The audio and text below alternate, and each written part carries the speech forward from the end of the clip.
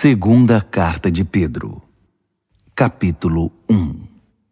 Eu, Simão Pedro, sou servo e apóstolo de Jesus Cristo. Escrevo a vocês cuja experiência com Deus foi tão transformadora quanto a nossa, e tudo por causa do relacionamento e da intervenção direta do nosso Deus e Salvador Jesus Cristo. Graça e paz a vocês enquanto se aprofundam na experiência com Deus e Jesus nosso Senhor. Tudo que diz respeito à vida que agrada a Deus nos foi dado milagrosamente quando tivemos permissão de conhecer pessoal e intimamente aquele que nos chamou para Deus, a melhor convocação que já receberam. Também recebemos promessas extraordinárias e transmitimos a vocês sua participação na vida de Deus depois de terem voltado as costas para o mundo corrompido pela cobiça.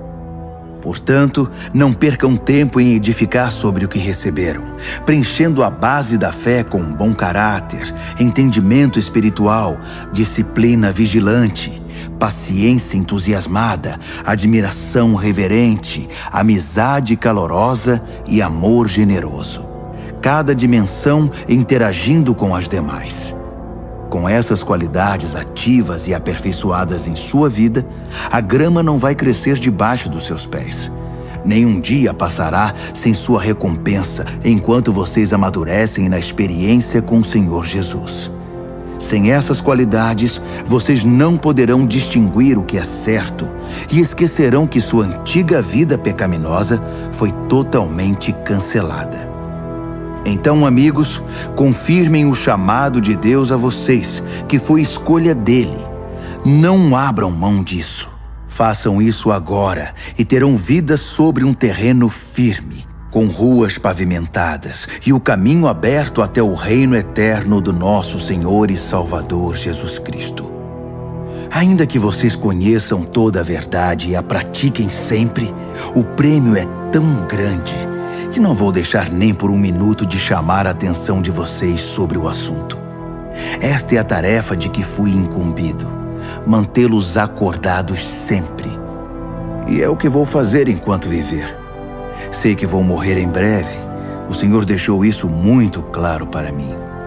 Portanto, estou particularmente desejoso de que vocês tenham anotado tudo, para que depois que eu morrer, possam recorrer ao arquivo sempre que precisarem.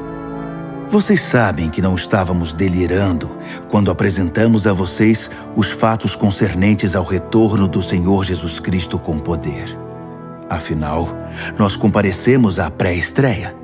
Vimos com os próprios olhos Jesus resplandecente com a luz de Deus, o Pai, enquanto a voz da glória majestosa disse: "Este é o meu Filho, marcado pelo meu amor e alegria da minha vida." Estávamos lá na montanha com ele e ouvimos a voz do céu. Não tínhamos nenhuma dúvida do que vimos e ouvimos. A glória de Deus, a voz de Deus. A palavra profética foi confirmada para nós. Vocês farão muito bem se não se esquecerem disso. É a única luz que vocês vão ter em tempos de escuridão, enquanto esperam o raiar do dia e o surgimento da estrela da manhã no coração. O ponto principal a ser lembrado é que nenhuma profecia das Escrituras é assunto de opinião particular. Por quê? Porque não é algo produzido no coração humano. A profecia resulta da ação do Espírito Santo, que impulsionou homens e mulheres a proclamar a palavra de Deus. Segunda de Pedro, capítulo 2.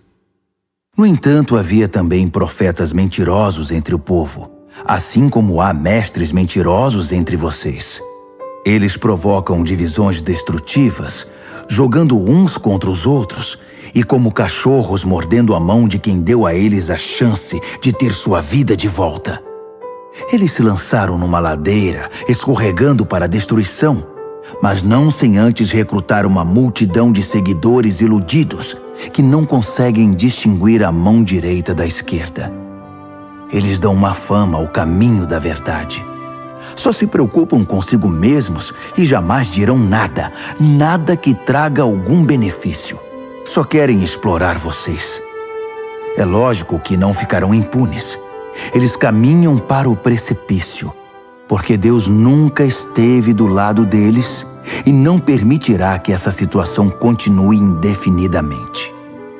Deus não deixou escapar nenhum anjo rebelde, mas os enjaulou no inferno e ficarão ali até o dia do juízo.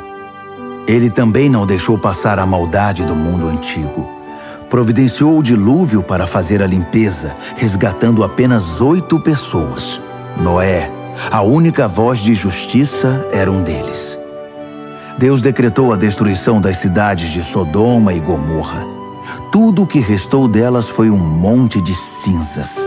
Uma advertência terrível para qualquer pessoa dominada pela maldade.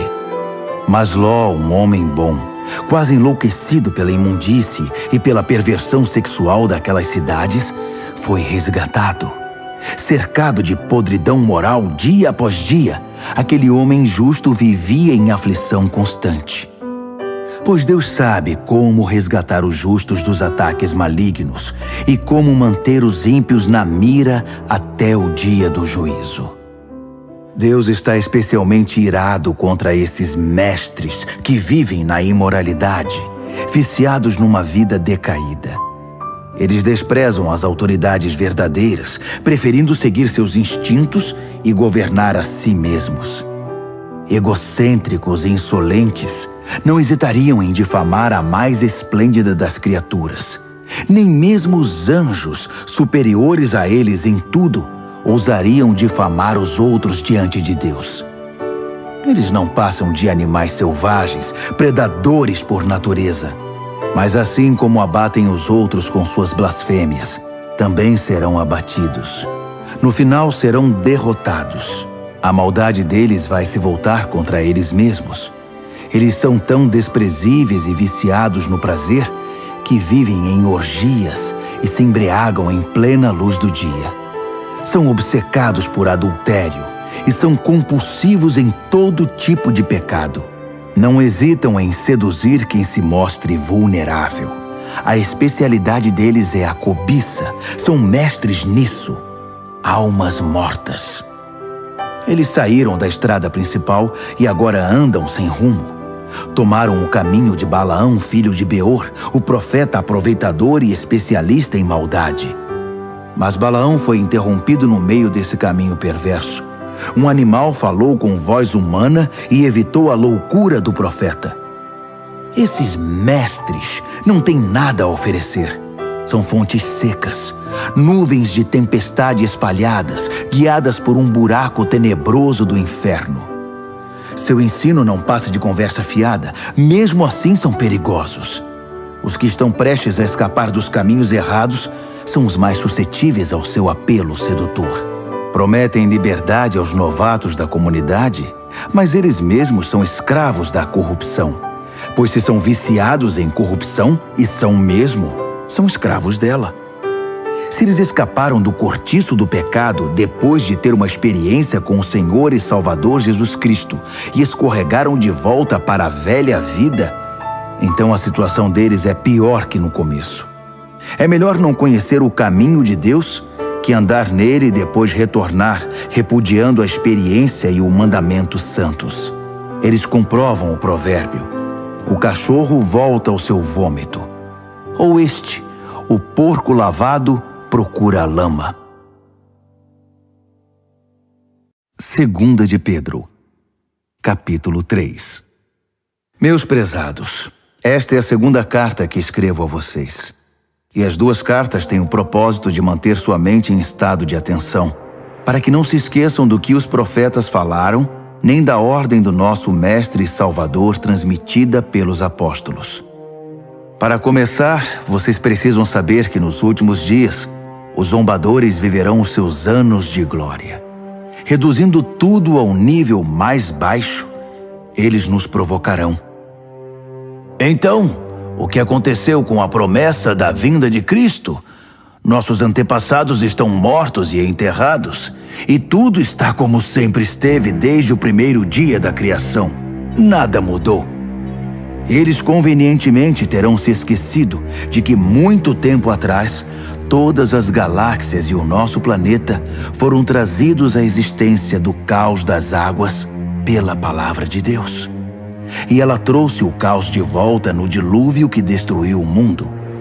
As atuais galáxias e o mundo são o combustível para o incêndio final. Deus está pronto para agir, para falar outra vez e para dar o sinal que desencadeará o juízo e a destruição dos céticos e profanos. Não se esqueçam do óbvio, amigos. Com Deus, um dia é como 1000 anos, e 1000 anos como um dia. Deus não está atrasado com sua promessa como alguns pensam. Ele está se contendo por causa de vocês, atrasando o fim, porque não quer que ninguém se perca. Ele está dando a cada um mais tempo para mudar. Mas quando o dia do juízo de Deus chegar, será sem anúncio, como um ladrão. O céu entrará em colapso com um estrondo ensurdecedor, e tudo desaparecerá num incêndio imenso. Neste dia, a terra e todas as suas obras serão expostas ao escrutínio do julgamento. Considerando que tudo que hoje está bem e amanhã poderá não estar mais, percebem como é importante viver uma vida santa? Esperem ansiosos pelo dia de Deus todos os dias. As galáxias vão queimar e os elementos vão derreter. Mas nós mal o perceberemos, porque estaremos de olho em outro caminho, na expectativa do prometido novo céu e da prometida nova terra, todos adornados pela retidão. Portanto, meus amigos, isso é o que vocês devem esperar, fazendo o possível para que sejam encontrados vivendo em pureza e paz. Interpretem a restrição paciente do nosso Senhor pelo que ela é: salvação. Nosso bom irmão Paulo, que é muito sábio nesses assuntos, refere-se a isso em suas cartas e escreveu a vocês essencialmente a mesma coisa. Algumas coisas que Paulo escreve são difíceis de entender. Pessoas irresponsáveis que não sabem o que dizem distorcem seus ensinos o tempo todo. Eles fazem o mesmo com o restante das Escrituras, mas o prejuízo será deles. Quanto a vocês, amigos, estão bem advertidos. Fiquem atentos para que não caiam ou vacilem por causa desses mestres pervertidos. Cresçam na graça e no entendimento do nosso Senhor e Salvador Jesus Cristo. Glória a Ele, agora e para sempre. Amém.